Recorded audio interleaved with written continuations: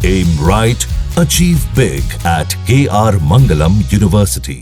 अगली खबर का रुख करते हैं। गुरुग्राम की tennis player Radhika murder case में पिता दीपक यादव को कोर्ट ने 14 दिनों की जुडिशियल कस्टडी में भेज दिया है।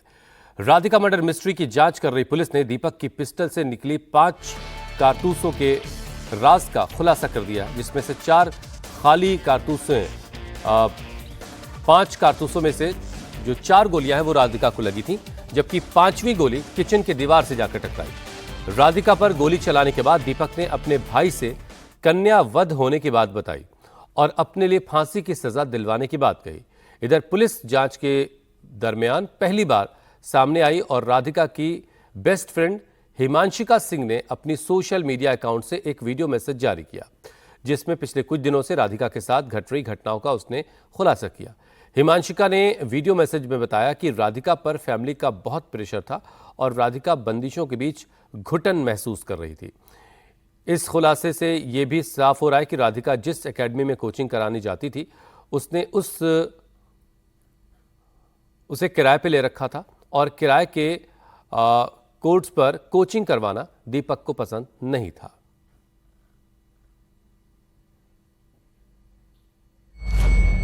पहले बेटी राधिका की हत्या, फिर कन्यावध पर पश्चाताप। वो खुद ये मान रहा है कि मेरे से कन्यावध हो गया, पता नहीं मेरे दिमाग में क्या हुआ और क्या नहीं। वो खुद दुखी है। राधिका की बेस्ट फ्रेंड हिमांशिका का बड़ा खुलासा। वो बहुत टाइम से ना अपने घर पे सफर कर रही थी, बहुत ज्यादा उसको ना घर पे बहुत ज्यादा घुटन महसूस होती थी। राधिका मर्डर में क्या है 5 खाली कारतूस का राज। गुरुग्राम की tennis player Radhika Yadav murder case में हर बीतते दिन के साथ नए खुलासे हो रहे हैं। बेटी की हत्या के आरोप में गिरफ्तार दीपक यादव को कोर्ट ने 14 दिनों की जुडिशियल कस्टडी में भेज दिया है। लेकिन 10 जुलाई को जब दीपक यादव ने अपनी बेटी पर ताबड़तोड़ 4 गोलियां दागी थीं, उसके बाद उसे अपने किए पर पश्चाताप होने लगा था। उसने अपने भाई विजय यादव से कन्यावध पर अफसोस जताते हुए अपने लिए मौत की सजा मांगी थी। वो खुद ये मान रहा है कि मेरे से कन्यावध हो गया, पता नहीं मेरे दिमाग में क्या हुआ और क्या नहीं। वो खुद दुखी है, कहता बस मेरे से कन्यावध हो गया। तो अफसोस है दीपक बहुत ज्यादा। वो तो उल्टा थाने में ये कहा कि मेरी रिपोर्ट में ये लिखो जो मेरे को फांसी हो जाए। एकेडमी का कोई विवाद नहीं था और ना इस चीज का कोई वो था कि एकेडमी का कोई विवाद हो, खेलने का कोई उसमें रोल कोई वो नहीं था। जो ये फिल्म वगैरह भी बनी है वो भी उसके नॉलेज से उससे पूछ के जब परमिशन बेटी ने ली है, जब उसको परमिशन दी थी। पर बाकी उसके दिमाग किस बात पे अटका किसका नहीं, वो तो अब भी हम भी नहीं समझ पाए अब तक, परिवार के भी, कि ये हरकत हुई तो हुई कैसे। वारदात के वक्त राधिका पर पिता दीपक ने 5 राउंड फायरिंग की थी। अब उसके एक बुलेट पर भी खुलासे हुए हैं। पुलिस को पिस्टल के अंदर से 5 खाली कारतूस मिले हैं। 4 गोली राधिका को लगी थी और 1 गोली रसोई के निचले हिस्से में लगी थी। गुरुग्राम पुलिस ने अब तक चुप रही राधिका की मां के बयान भी दर्ज किए। पुलिस को राधिका की मां ने बताया था कि पिछले 15 दिन से घर में एकेडमी को बंद करने को लेकर बात हो रही थी। राधिका लगातार अपने पिता को समझा रही थी, लेकिन 10 जुलाई को अचानक क्या हुआ कि दीपक सुबह सुबह अपने कमरे में गए, अपनी लाइसेंसी पिस्टल निकाली और रसोई में काम कर रही बेटी पर दनादन फायरिंग कर दी।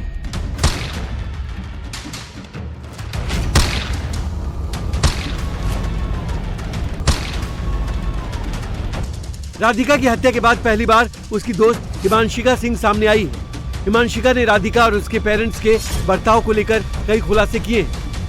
हिमांशिका ने इंस्टाग्राम पर एक वीडियो शेयर किया है। वीडियो मैसेज के साथ हिमांशिका ने राधिका की फोटो और वीडियो भी शेयर किए। हिमांशिका ने दावा किया कि राधिका पर बहुत पाबंदियां थी, जिससे राधिका को घर में घुटन होती थी। उसको फोटोज क्लिक करवाना और वीडियोस वगैरह बनाना बहुत ज्यादा पसंद था। पर धीरे धीरे करके वो सब चीजें बंद हो गई, बिकॉज उसके पेरेंट्स बहुत ज्यादा ऐसे थे कि लोग क्या कहेंगे। उनके पास हमेशा से ही सोसाइटल प्रेशर बहुत ज्यादा था और वो हमेशा से ही ऑर्थोडॉक्स थे, मतलब वो रोका टोकी हर चीज में रहती थी मतलब मैं और राधिका, हमने I think we started playing in back 2012 या 13 में। हम साथ में ट्रैवल भी करते थे, हमने आपस में भी बहुत सारे मैचेस खेले हैं। तो मतलब मैंने उसे देखा नहीं है कि किसी से ज्यादा बात करते हुए, हमेशा देखा है कि वो अपने पेरेंट्स के साथ ही रहती है। वो बहुत टाइम से ना अपने घर पे सफर कर रही थी, बहुत ज्यादा उसको ना घर पे बहुत ज्यादा घुटन महसूस होती थी, क्योंकि ऐसे कौन ही रहना चाहेगा यार, हर चीज का एक्सप्लेन करते रहना कि क्यों कर रहे हैं, क्या कर रहे हैं, किससे बात कर रहे हो। आई रिमेम्बर वीडियो कॉल्स पे भी उसको दिखाना पड़ता था कि अभी देखो हिमांशिका से मेरी बात हो रही है। हिमांशिका ने जो दावा किया उसका जिक्र राधिका की एक व्हाट्सएप चैट में भी है, जिसमें उसने लिखा था कि घर में उस पर बहुत बंदिशें हैं। वो ये भी लिखी थी कि थोड़े टाइम के लिए वो बाहर लाइफ एंजॉय करना चाहती है। राधिका की अपने पुराने कोच के साथ की चैट भी सामने आई है, जिसमें वो विदेश जाने की बात कर रही है। राधिका चाइना के बजाय ऑस्ट्रेलिया और दुबई जाने की इच्छा जता रही है। उसने ये भी लिखा था कि ऑस्ट्रेलिया में फैमिली है और दुबई में आप, मतलब उसके कोच। उसने ये भी लिखा है कि वो 1-2 महीने के लिए ही विदेश का टूर करना चाहती है।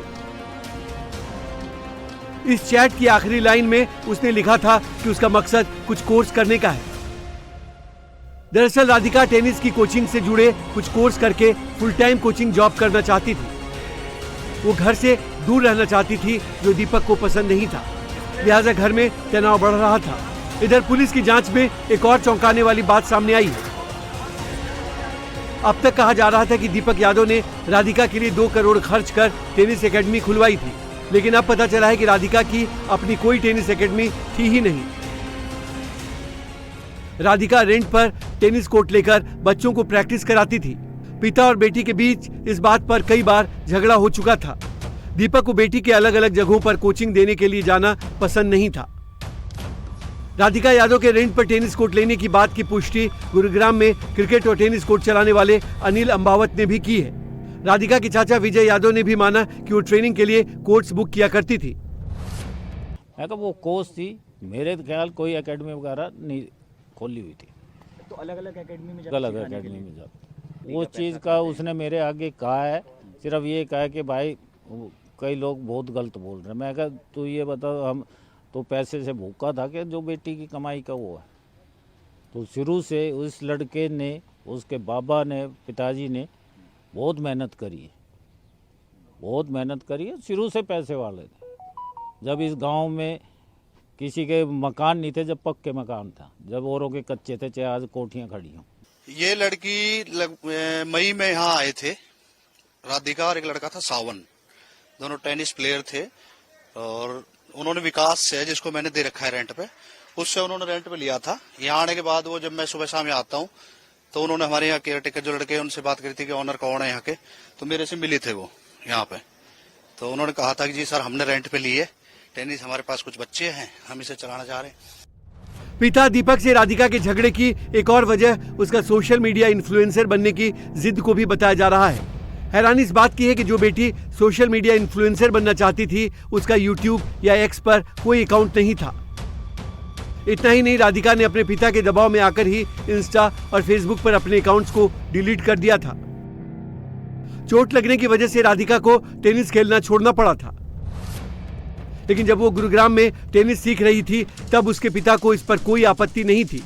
उल्टे वो राधिका को काफी सपोर्ट करते थे, खुद उसे टेनिस कोर्ट ले जाते थे और प्रैक्टिस खत्म होने तक बाहर 4 से 5 घंटे तक गाड़ी में इंतजार करते थे।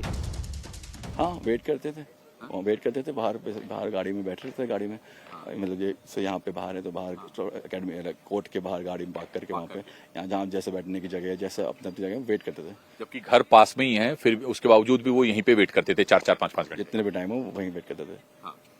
वो दिल्ली भी पहले यहाँ से अप डाउन भी करती थी, दिल्ली भी 3-4 वहाँ पे जाती थी, वहाँ से भी लेके आना जाना, यहाँ बाजू में भी कहीं खेले तब भी सेम चीज़, वो हमेशा उसके साथ रहते थे। ऐसे में सवाल उठता है कि जो पिता अपनी बेटी का इतना ख्याल रखता था, वो अचानक इतना क्रूर कैसे हो गया और एक के बाद एक अपनी ही बेटी पर गोलियों की बौछार कर दी।